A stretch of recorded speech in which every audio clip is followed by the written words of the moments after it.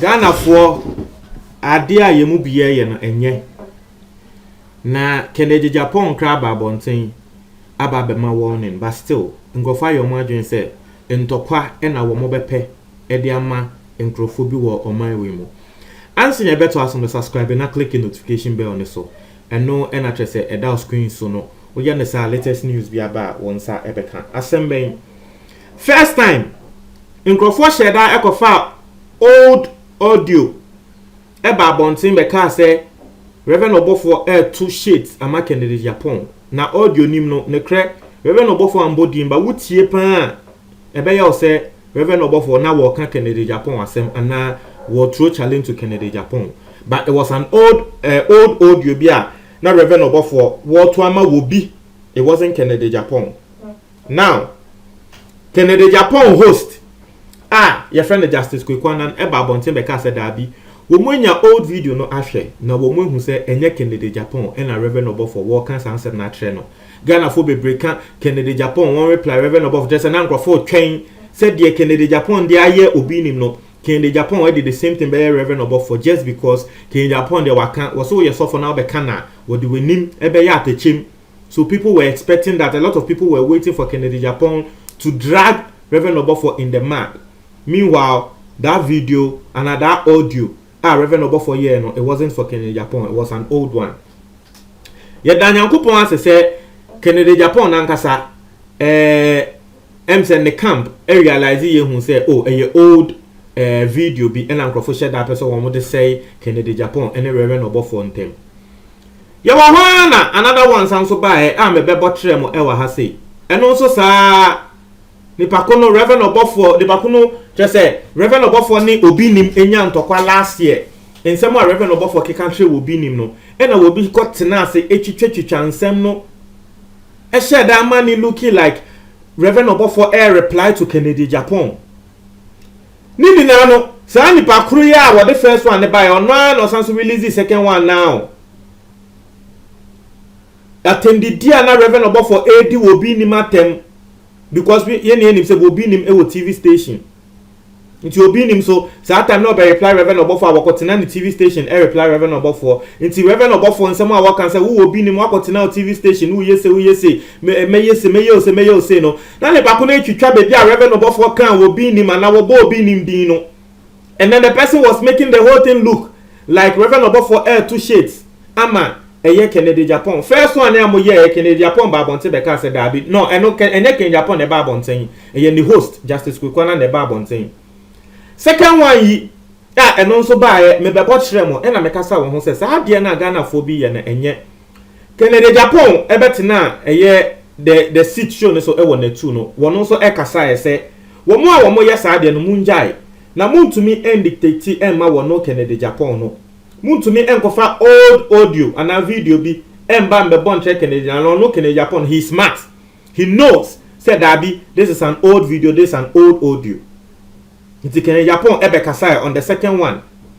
Etiefo ende yan konko sorry a. Nipa kra wo the first one ba ya ye bogu ye. Second one no de ba ya Kennedy Japan nankasa esambe bogu ye no. Say nipa ko wasanso akofa third one aba.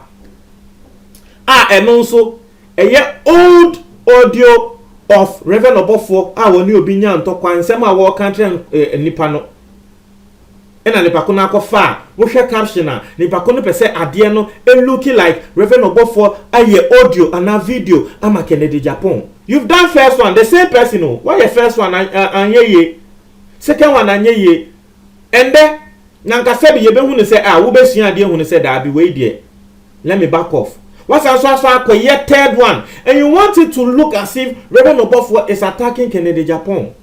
Meanwhile, Reverend Obofo there, because say one know they want attacking Kennedy Japan. On kind mombat, ye nia ye hu the airco. The way Obi kana se musu ni pakono, say one fan call ye Kennedy Japan. So it's clear Ube say no, he doesn't want to go that level. It's here na Ghana for more years. You go tie audio nemra, you go tie ba, ne akasa fa na. Audio way Ghana for home. Hey, me say Ghana, be the paper beto abonten pia, people will believe. And you see, the interesting thing is that audio ya me be boatre no. The first one, Nkofu believe he said Reverend Obofo was referring to Kennedy Japan. Kennedy Japan host Bab on Tibeka say enye ne kre no. Oh, and Nkofu ye kom. Second one so say they believe say Reverend Obofo was referring to Kennedy Japan. Kennedy Japan Bab on tin ebe kasa no, omu ye kom. And this third one too. Ukoshe commenter ewo video nipa kwa wo post here, ukoshe comment ewo audio na sia. You will see say people still believe say Reverend Obofo is throwing shot at Kennedy Japan. Nkrofo taki Kennedy Japan say Kennedy Japan we there Reverend Obofo account na brabe expose no na ye den aden na ase nipa ehye da person otena ho a wo pentokwa ema nkrofo bi wo man we mu sei yenkotie audio ne mra da bia obi obrafo bo nyum bi o se wudi machi a we engine bebo madam ba bia nyankopɔ de maduru no brother enye too no ni too sure but too guarantee. Nothing can bring me down. Me tiasia me won komu. De oba woni bi aboa. Ubu dofo, ubu obi ho akonta. Udi adanse kurumu. Me tiasi. Osemfo so obasa me ono anabira ne ho. Onyame nku me oboa. Social media kora sokora ntimi amerike me. Na adwadu TV station. Me din de kwakwa ntwaje di amono. AKA Iron Boy. I am not a froster. Police for me fie me nwane mforo wo. Eti bese to me ndofo asum se nkogubofo no me ginam sa this is a breaking news the any purpose ya tese ya cheme hankop gumensa asem me kan da no se me boa but ade a me ya iri hankop gumensa amada eme me preach message me se Ghana so be ya brante no pagya empanimfo binum ni nipa bi a hyase ne atam sika ye fa no ntofom o se unya tofom tima na mo se yanka me se wo be tofom na me gina ho ne nyina wo kurom a yanhwe de really na nim begu ase asema maka obi amodate nto asema maka to wi obi amodate dina mai space no yanhwe de na nim begu ase won kran kurodua mu ni Ghana kurodua mu a yanhwe de ni pepe no fom bo be tofom de wo chichire de wo sane de wo bopa de odi sikanam wani atia bakambi nemo sika ene de sika na kasa mi se ye nyina wo kuro we mu ye nyina wo kuro we mu ho ye nyina wo kuro we mu ye ba wonu si wo fo mani begu ase ye nyina wo kuro we mu ye ba wo mu abatofom wo bia ni wo betimi agumi mani masiri akata na ni ngu ase so da ensi da echiefo se wetie audio no Reverend Obofo eni wo bi enya na asem some months ago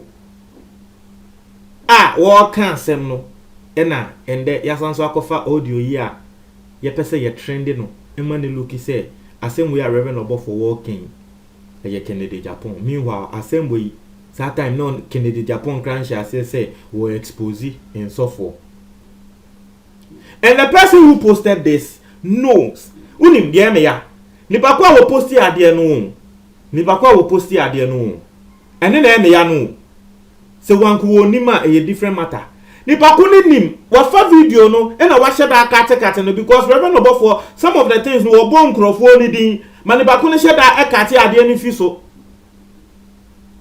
na o ko hwe caption na nipa ku o posti ade we the boss so a ani we say old onye old krana Reverend Obofo akansem na mum na obi be kan ne mum tag Kennedy Japan ni na tu asem a wo ken whether it's old or not krana Reverend Obofo waka I mean why are you trying to find trouble for Reverend Obofo when you perfectly know nanka different people and nanka they were able to say okay but this same person first one